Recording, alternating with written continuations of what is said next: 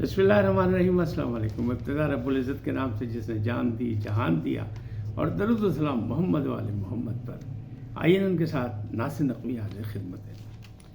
ناظرین، -1 فارمولہ ایک بار پھر زندہ ہو گیا۔ کیسے زندہ ہوا، کیوں زندہ ہوا، کس کو مائنس کیا جا رہا ہے، یہ میں آپ کو بات بتاتا ہوں۔ اور پھر پاکستانی خیر خواہوں کی مار کارروائی یہ 2-3 دن سے چل رہی ہے۔ یہ کون لوگ ہیں، یہ میں پھر سے آپ کو یاد دہانی کراتا ہوں۔ ایک طرف نوازشات اور دوسری طرف الزامات، یہ بھی ایک سرد جنگ ہے۔ اور لفافہ صحافی سے وزیر اعلیٰ کی مشیر کی معافی، یعنی یہ ساری باتیں آپ سے کلیئر باتیں کروں گا۔ اور ایک اور بات بھی ہے کہ مریم نواز پر محسن نقوی کی برتری، یہ کیا قصہ ہے، یہ ساری باتیں آپ سے بتاتا ہوں۔ لیکن پہلے آپ سے گزارش کا ہے ان کو سبسکرائب کر لیں، لائک کر دیں اور گھنٹی کا بٹن دبانا نہ بھولیں، تاکہ ہمارا آپ کا رابطہ جو ہے مسلسل بنیادوں پر قائم ہو جائے۔ جی ناظرین، پہلی بات یہی کرتے ہیں کہ مریم نواز روزانہ کی بنیاد پہ نت نئے منصوبے بنا رہی ہیں، بھاگ دوڑ کر رہی ہیں، پنجاب اسپیک کو عام کرنا چاہتی ہیں اور بتانا چاہتی ہیں کہ میں چاچو سے بھی 2 ہاتھ آگے ہوں، بلکہ محسن نقوی سے بھی آگے ہوں۔ تو محسن نقوی نے کہاں ان کو مار دی؟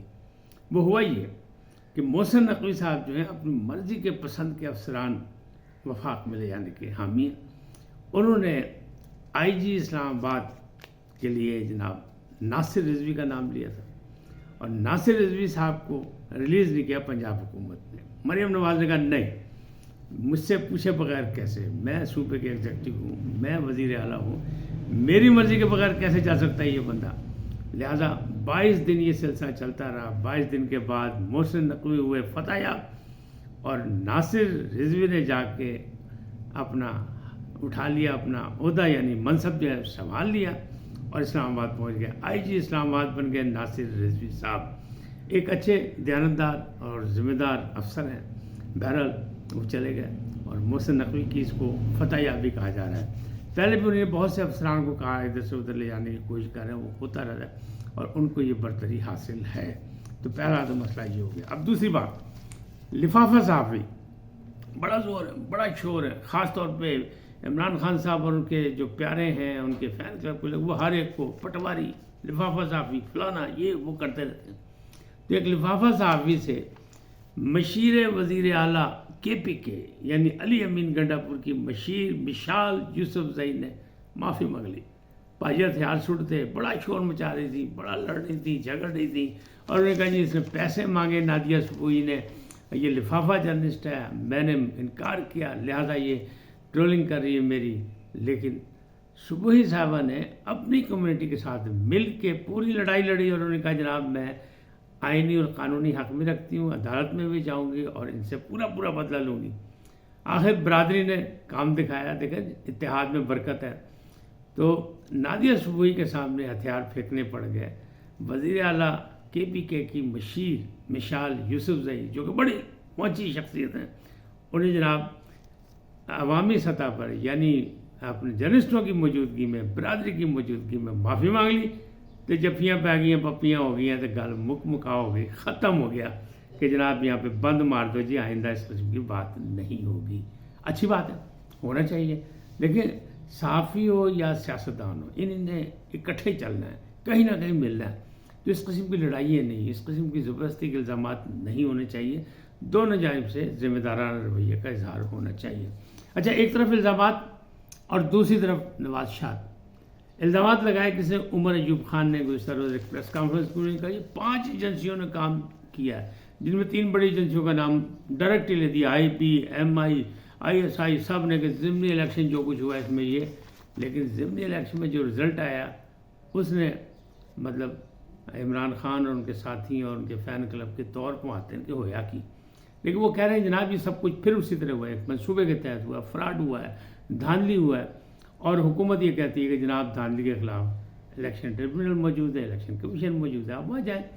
لیکن انہیں الزام لگا کہ ایجنسیوں نے اپنا کردار ادا کیا اور جان کے ہمیں دیوار کے ساتھ لگانے کے لیے کوشش کی۔ لیکن دوسری طرف نواز شاہ یہ وقت ضمنی الیکشن کے فوراً بعد وہ جو ECL میں نام تھے نا، بڑے نامی گرامی لوگوں کے، ان سب کو نکال دیے گئے یعنی اسد عمر کا نام بھی نکل گیا، وہ مراد سعید کا نام بھی نکل گیا، فواد چودھری کا نام بھی نکل گیا، اور اعظم سوادی کا نام بھی نکل گیا۔ ان سب کو اب یعنی اڑان بھرنے کی اجازت ہے، معاملات کو طے ہو گئے، لگتا ہے ایسے ہی ایک رعایت مل رہی ہے۔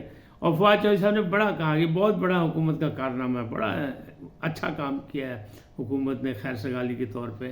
اس میں سارے بڑے بڑوں کے نام آ گئے، شیریں مزاری کا نام بھی آ گیا، حالانکہ وہ تو سیاست بھی چھوڑ گئی، پرویز خٹک کا نام بھی آ گیا، وہ بھی ایک سائڈ پہ ہوئے ہیں، لیکن 3-4 نام نہیں آئے۔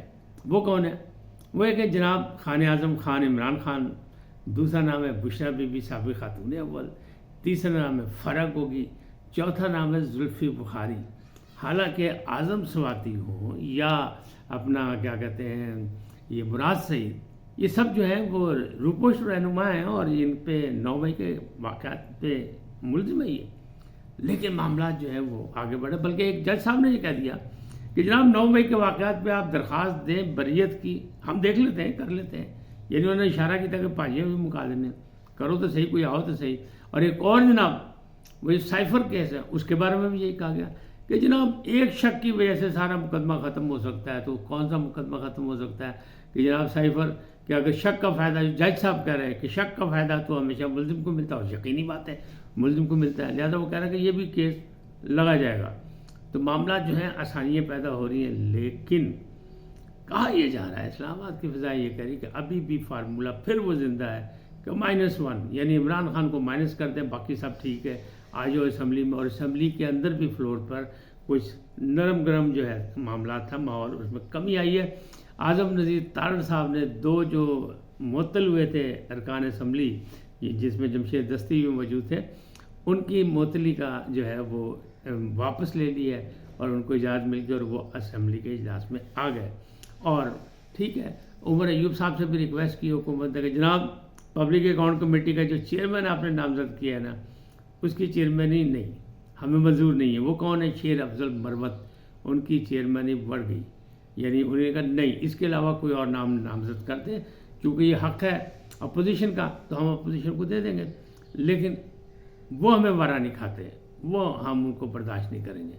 تو اب لگ رہا ہے کہ نرم گرم کام چل رہا ہے اور معاملات کو سلجھ رہے ہیں، لیکن وہ جو بات ہے جو پاکستانی خیر خواہوں کی مارکا آ رہی ہے، وہ وہی ہے، وہ جو میں نے کہا تھا 5 سیانے گھر سے نکلے۔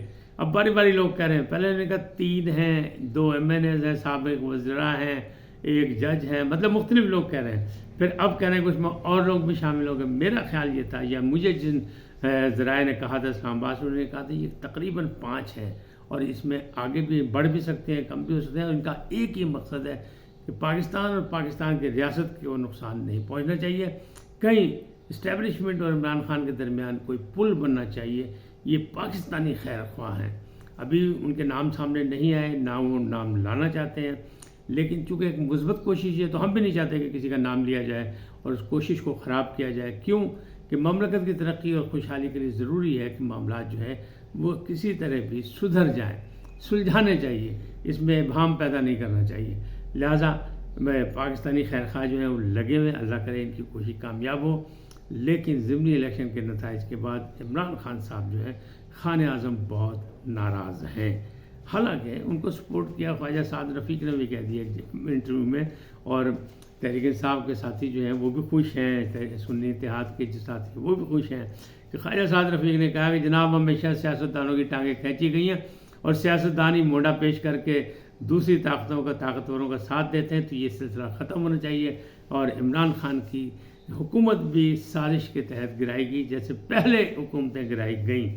ماشاء اللہ بھی ناجائز لگتے تھے، وہ بھی غلط بات تھی، یہ بھی ہے، لہٰذا اپنا قبلہ درست کرنا پڑے گا سیاستدانوں کو۔